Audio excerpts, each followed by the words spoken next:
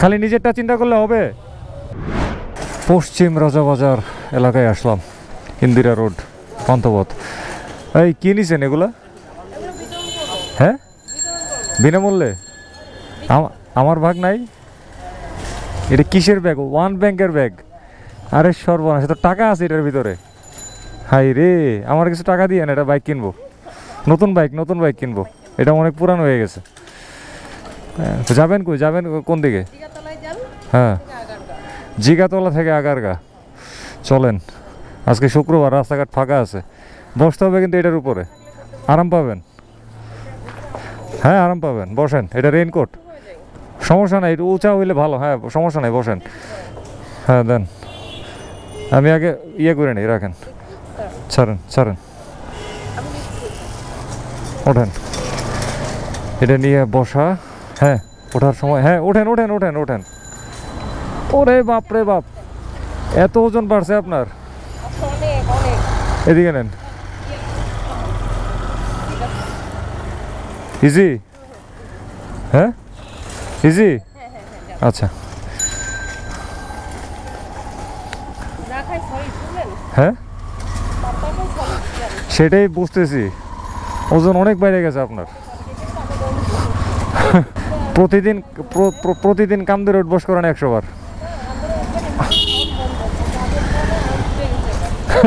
কাজের বউ নাই? দারুণ হয়েছে। বাপরে বাপ, রাজাবাজার এলাকার রাস্তা এত খারাপ হয়ে গেছে, এটা বরাবরেরই খারাপ, ঐতিহ্যবাহী খারাপ। কারণ হ্যাঁ সেটাই, কারণ এইখানে এখন তো ভাঙাচোরার পরিমাণ বাড়ছে, আর যখন ভাঙাচোরার পরিমাণ ছিল না তখন ছিল নিষ্ঠুর জ্যাম, গাড়ি ঘোড়া উল্টাপাল্টা ভৈরা দেয়, আশেপাশে গলি আছে অসংখ্য। আর এখন এসে পাইতেছি ভাঙ্গা। ইস রে, এই ওয়ার্ডের কাউন্সিলরকে, ও আচ্ছা বুঝছি, এই ওয়ার্ডের যে কাউন্সিলর তিনি হচ্ছেন জনাব ইরান। ভাইরে ভাই, উনি কি এই রাস্তায় আসে না নাকি? উনি কি দেখে না নাকি? বুঝতেছি না কিছু।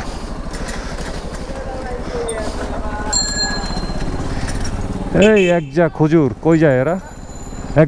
কই যায়? পড়ছে এক পাশে পা দিয়া, এই জন্য কষ্ট হচ্ছে অনেক। হ্যাঁ বসেন, দেন। বসেন। দুই পাশে পা না দিয়ে বসলে আসলে খুব কষ্ট হয়, বাইকের ব্যালেন্স নষ্ট হয়, হয় ডানে কাটে নাইলে বাঁয়ে কাটে। ওরে বাপরে বাপ, হয়েছে, দেন। এখন ঠিক আছে, মাঝখানে দেন, এই ব্যাগটা মাঝখানে দেন, এটা মাঝখানে দেন। হ্যাঁ বসছেন?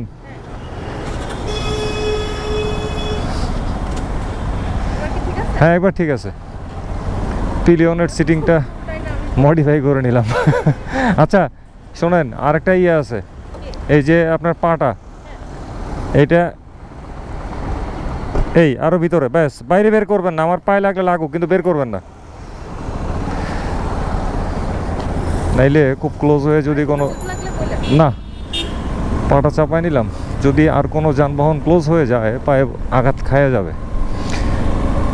পিলিয়নের সিটটা মডিফাই করে নিলাম, উপায় নাই, করতে হবে। এইভাবে দুই পাশে পা দিয়ে বসলে আসলে বাইক চালাইতে স্বাচ্ছন্দ্য বোধ হয় বেশি। রে আজকে শুক্রবার, তারপরও ধানমন্ডি 27 নম্বরের সিগন্যালে জটলা পেকে আছে। ধানমন্ডি 27 নম্বর সিগন্যাল আজও ভালো হইল না। সে হচ্ছে আরেক মাসুদ, সে হচ্ছে স্ট্রিট রাস্তার মাসুদ। ও আবার এদিকে কাজকাম করতেছে। যাক, এই কাজকামের জন্য অবশ্য জটলা লাগে নাই। এটা ধানমন্ডি 27 নম্বরের চিরচেনা একটি ঐতিহ্যবাহী চিত্র। বহুত দিন পরে জিগাতলা মোড়ের চেহারা সুরত দেখলাম, ভালোই লাগতেছে। আর বাইচে গেছি আজকে শুক্রবার হওয়ায় আর কি, আর নাইলে খবর আছিল। অবশেষে জিগাতলার নাজিমুদ্দিন রোডে আসা হইল। বাপরে বাপ, এত টাকা এই ব্যাগের ভিতরে, ওয়ান ব্যাংক লিমিটেড, ভয়াবহ অবস্থা। কাকে ফোন দিবেন? ও আচ্ছা, ওনারা বলেন আসার সময় এক বোতল পানি নিয়ে আসতে। ছোট এক বোতল, আর এটিতেও আমার হইব না, আমার আর বড় বোতল লাগবে, নর্মাল পানি।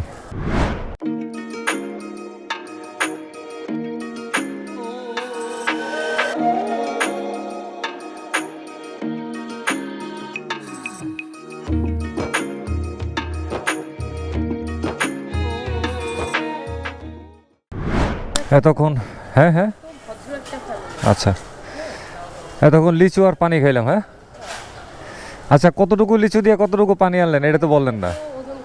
ওজন করা দরকার ছিল, সেটাই। গলা শুকায় গেছিল। এটা অমূল্য না, এটা ঠিক আছে। লিচুটা কিন্তু খুব টেস্ট, খুবই টেস্ট। মাংসর হ্যাঁ পানি তো অমূল্যই। আর আপনার লিচুতে মাংসের পরিমাণ কম, হাড্ডি বেশি আমার মতন। মানে বীজের সাইজটা একটু বড় আর কি। লিচুর বীজ যদি খাওয়া যায় তো কাঁঠালের বীজের মতো খাওয়া যায়, উপকার বাইর করে ফেলাইছেন। হায় হায়, এটা কি কেকা ফেরদৌসের রেসিপি যে লিচুর বীজ খাওয়া যায়? আচ্ছা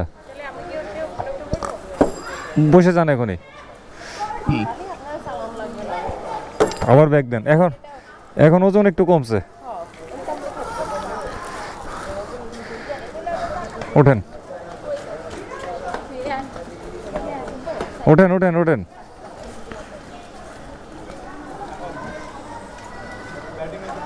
হ্যাঁ হ্যাঁ ঠিক আছে, এই নেন ব্যাগ নেন, মাঝখানে রাখেন। টান দিলাম। হ্যাঁ এখন কোন দিকে? আগারগাঁয়ের দিকে বলতে মানে কোন জায়গায়?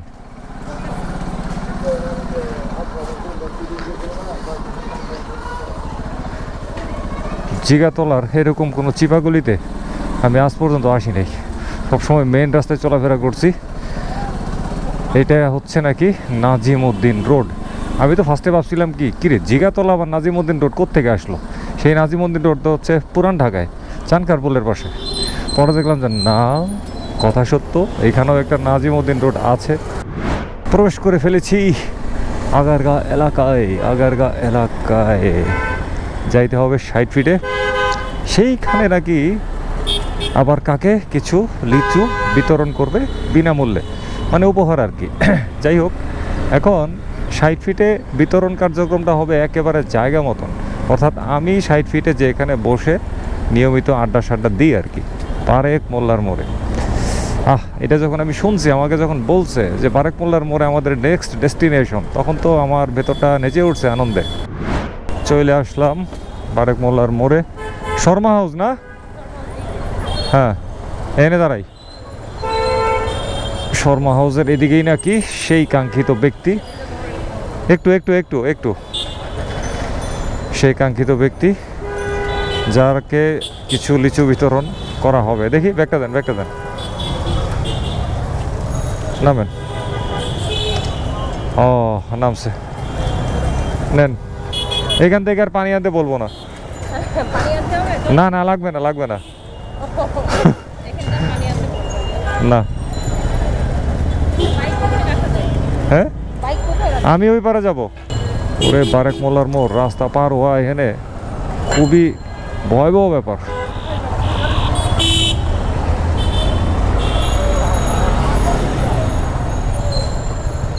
এই পাশে দাঁড়াই, সে আসুক ডেলিভারি গার্ল।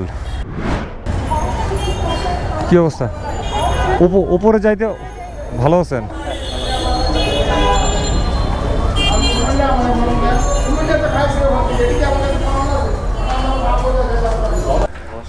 হ্যাঁ বসতেছি। আমাদের বাইকারদের কিছু সমস্যা আছে রাস্তাঘাটে চলাফেরার ক্ষেত্রে। এখন একটা সমস্যা দেখাই। এই যে ইনি চেক শার্ট পরে আছেন, মাথায় একটা বাটি হেলমেট, টিভিএস মেট্রো নিয়ে বসা। এই ভদ্রলোক দেখতেছে ওই রাস্তাটা জামে পরিপূর্ণ, মানে ট্রাফিক সিগন্যাল, বাম দিকে যাওয়ার কোনো উপায় নাই।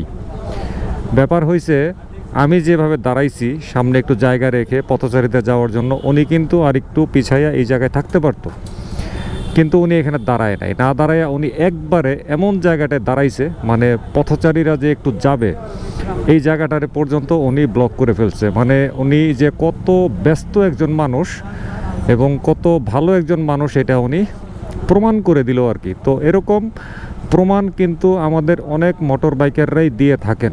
বিনিময়ে খেতে হয় সাধারণ মানুষদের কাছ থেকে কটূক্তি। তো এই জিনিসটা চিন্তা করা কিন্তু খুব কঠিন কিছু না, খুবই সাধারণ একটা ব্যাপার। মানে আমি রাস্তাঘাটে চলবো, এখন আমি এমনভাবে চলবো যাতে অন্যদের সমস্যা না হয়, নিরীহ মানুষদের সমস্যা যেন না হয়। এখানে তো আর পথচারীদের সাথে তার ব্যক্তিগত কোনো সমস্যা নাই বলে আমি মনে করি। তাইলে উনি কেন এইভাবে দাঁড়াবে, বা আরও অনেকে কেন এইরকম আচরণ করবে রাস্তায়, যার জন্য নিরীহ নির্দোষ পথচারীদের অনেক খেসারত দিতে হয়, ভোগান্তিতে পড়তে হয়। সামনে বাড়াইলে আর পরে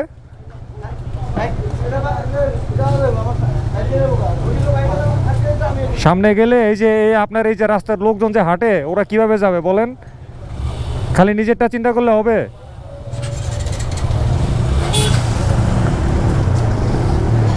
পিছনে সাইকেল যেতে পারতেছে না, পাশ দিয়ে সরু রাস্তা, তো উনি বলতেছে আমার আরও আগাইতে, পিছনে মাইক্রোবাসটা একটু চাপবে। এখন আমি ওনার একটু বলার পরে যে ভাই আমি যদি আরও সামনে আগাই মানুষজন কিভাবে যাবে, তো এইটা বলার পরে উনি আর কথা বলে না। বললাম আর কি যে ভাই খালি নিজেরটা ভাবলেই হবে, মানুষেরটাও তো ভাবতে হবে, তাই না? তারপরে ভদ্রলোক বুঝতে পারছে, আর কথা বলে নাই। তো থ্যাংক ইউ, এইভাবে একটু বুঝে শুনে নিতে হবে আর কি, কিছু করার নেই। আমাদের দেশটা অনেক ছোট, অনেক ঘন, পরিবহন অনেক বেশি, তারপরে শৃঙ্খলাজনিত সমস্যা আছে, আমরা নিজেরাও অবাধ্য আচরণ করি রাস্তাঘাটে। এর মধ্য দিয়ে যতটুকু নিয়ম মানা যায় আর কি, নিয়ম মানতে তো সমস্যা নাই, আর নিয়ম মানাটা তো আসলে দোষের কিছু না। আমার কথা হচ্ছে একটাই, যতটুকু সম্ভব একটু নিয়ম রক্ষা করে চলাটা নিজের জন্য ভালো এবং দোষের জন্য ভালো বলে আমি মনে করি।